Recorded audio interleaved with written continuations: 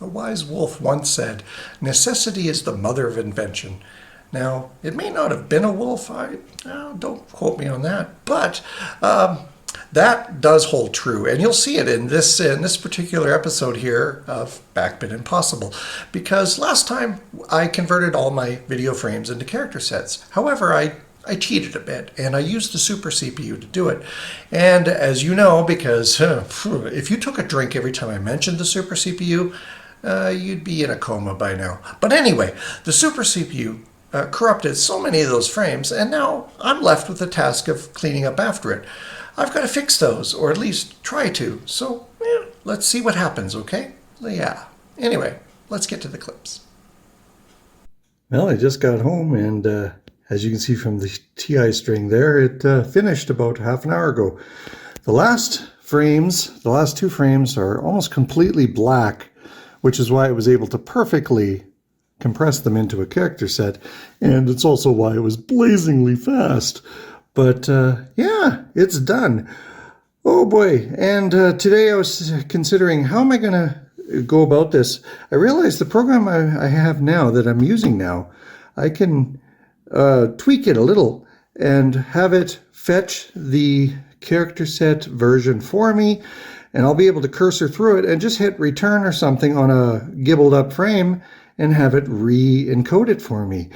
Whether I do it in fast speed or slow speed, like Super CPU turned on or completely disabled, it doesn't matter. I mean, it will matter if it refuses to make an improvement, right? Like if one frame and you redo it and it's still corrupted, well, then you'll have to turn off the Super CPU. But this is something I can do. I can baby it and get through this. It'll take a few hours, well, probably several, but well, it's time for food. We'll deal with this later.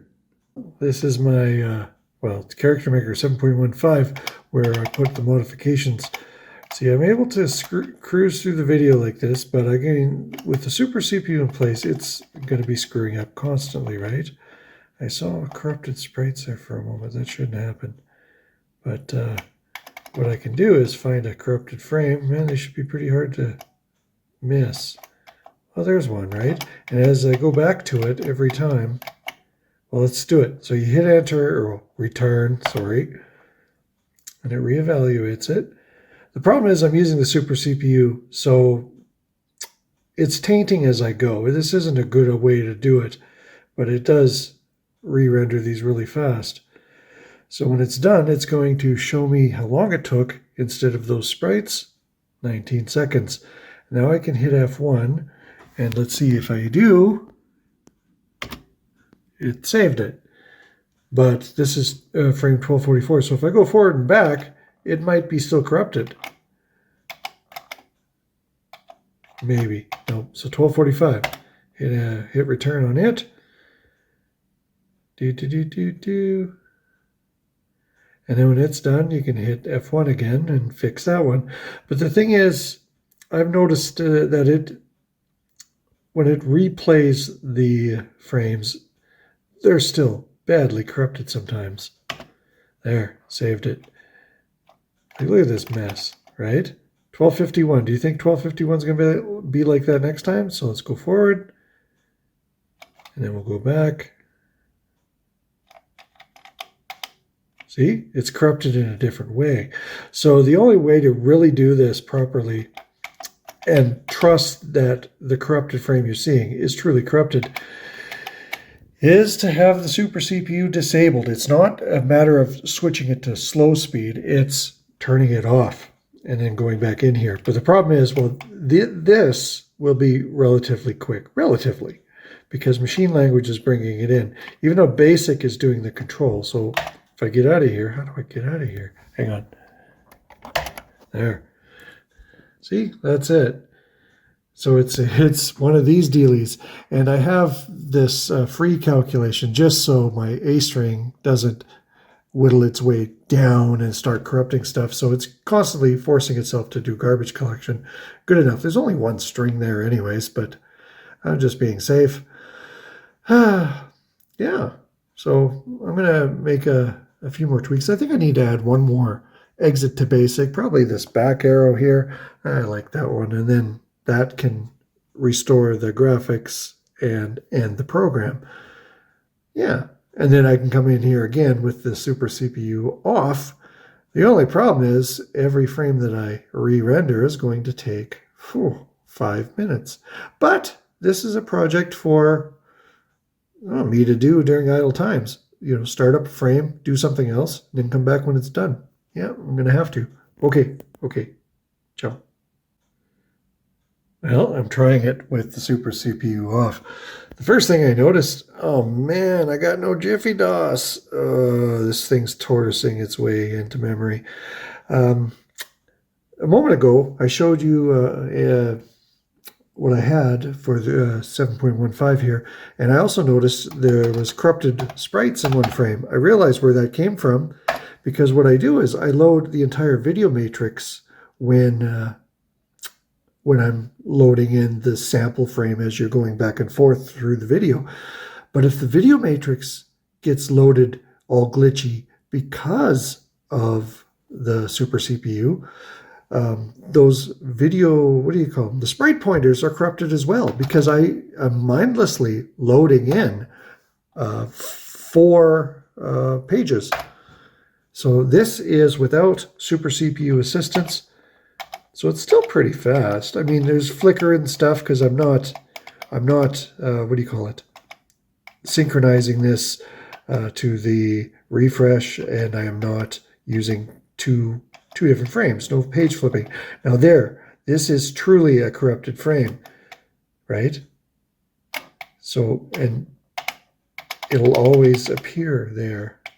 So what I can do there at 1219, now I can hit return on it and wait my 5 minutes. Oh yes. But when it's done, I'll make the border turn the light green. The counter turns into the last 3 digits of TI string, just so I know how long it took out of curiosity. But it's not going to drop to basic unless I hit the back arrow key. But even though it is in basic, it's not going to end and kill the display. I'll always stay on this level where I can look at frames and affect them. This is about the only way to do it. Now here, well, this is where the Commander X16 would have definitely shined because it's, for one, it doesn't have Super CPU related problems because there isn't a Super CPU for it. And I'd be able to do this at 8 megahertz regardless. So yeah, but that's, I don't know why I got Commander X16 on the brain, but I do. Okay, here's the program I got. What it does is lets me, oops, well, that's basically what it does. And now I can zip through my video here. I can also jump by, 24 or whatever. I know I got this far. Okay, so now that's a corrupted frame, right? So it's 67. So what I can do is press F7 on it. There, it's logged it, right? Doesn't mean it's fixed. It just knows, yeah, get around to it. Man, there's a lot of them. So what I can do is run through here, flag a bunch of them, go to sleep, and have it busy fixing things while I'm gone, Pretty cool, because, I mean, this takes about 5 minutes a shot, right? I mean, the program's evolving.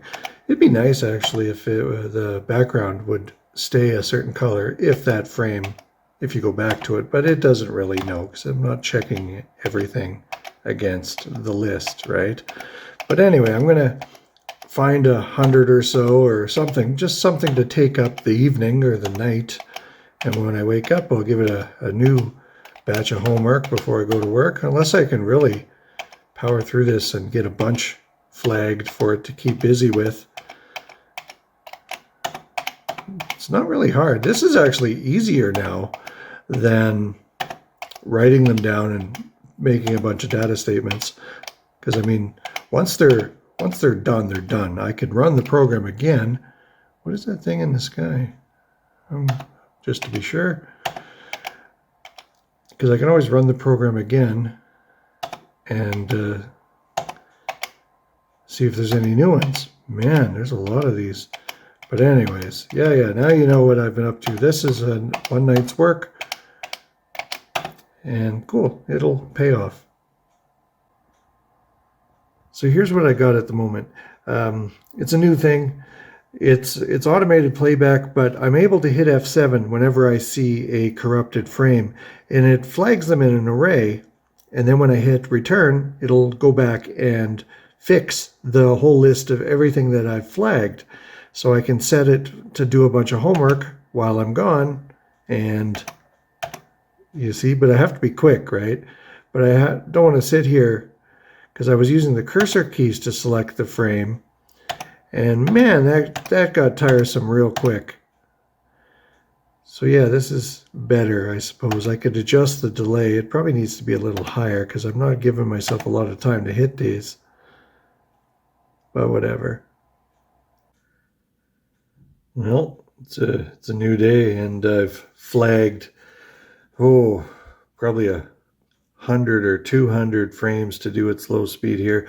I was doing them with the Super CPU again because I really can't wait this long, but no, I'm frustrated.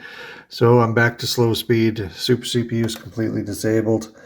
But I thought of something here. Okay, the Super CPU and the BackBit do not get along. I mean, sometimes they do, but usually they don't. And in terms of this project, it's really slowing me down. So I thought of something, and there's no time to implement it right now because I gotta get going to work. But what if, power down, remove the BackBit?